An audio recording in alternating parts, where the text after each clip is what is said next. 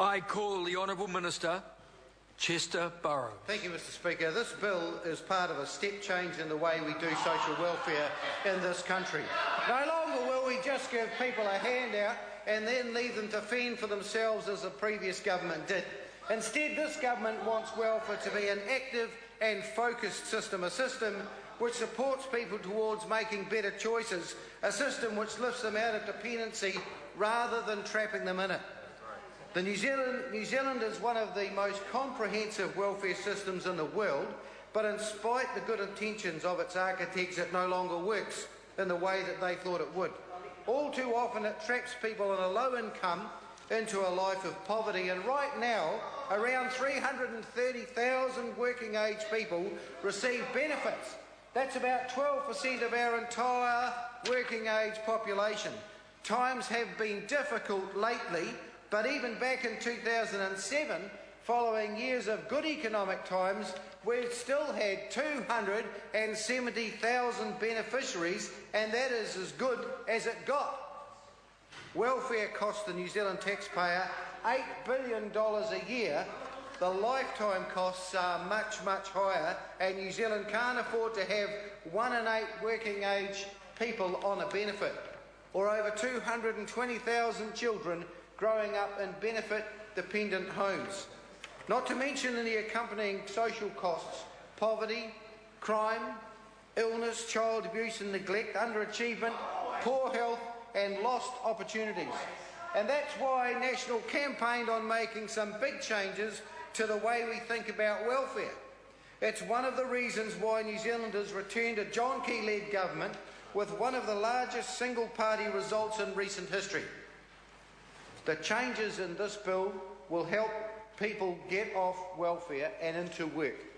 And that means a better life for New Zealand families and better opportunities for their children. The current system hands out benefits and leaves 2/3 of beneficiaries to their own devices. Most are not expected to work, even if work is offered to them. There is little focus on personal responsibility or independence.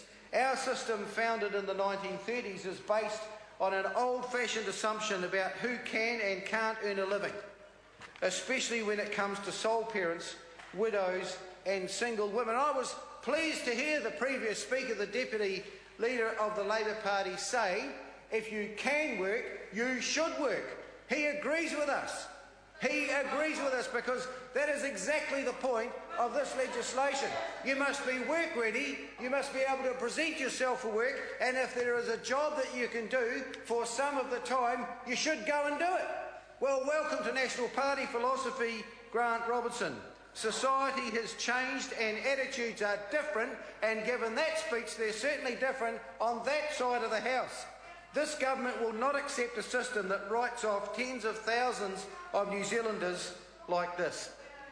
The success of our Future Focus reforms proves that a more active approach to welfare results in more people with jobs.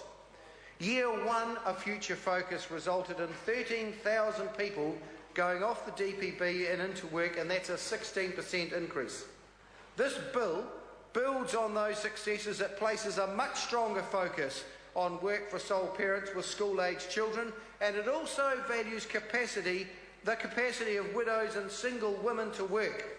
Our welfare system will always be there to support those in genuine need, but in the main we expect that more people will be available and looking for work, and we'll be actively supporting people to do that with work preparation activities, training, budgeting and parenting programs. We're targeting our resources. The current system does not step in early enough with support and resources to help those most at risk of becoming long-term beneficiaries. It channels the vast majority of resources into the people who are likely to be on a short-term benefit, like the unemployment benefit.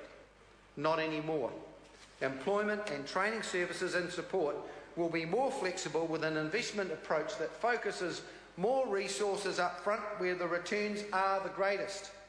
That means we'll be focusing resources on people who, without the right support, are most likely to remain on welfare for a long time.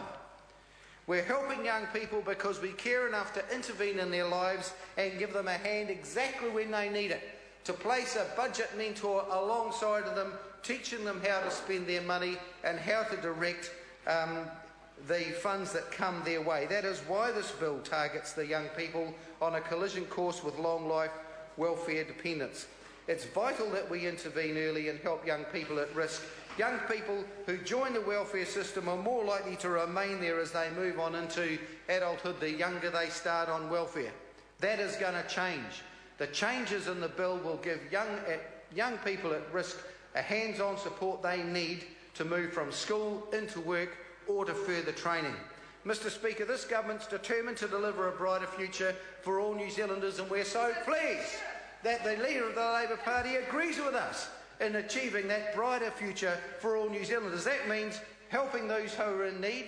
More importantly, it means helping those Kiwis who help themselves. This government is standing alongside those New Zealanders, not standing by as they fall through the cracks, as the Labour Party did when they were in government, and that is what this bill is about. I am proud to commend it to the House. Well done. Very good speech. I call the Honourable Member Rajan Prasad. Thank you, Mr Speaker. I'm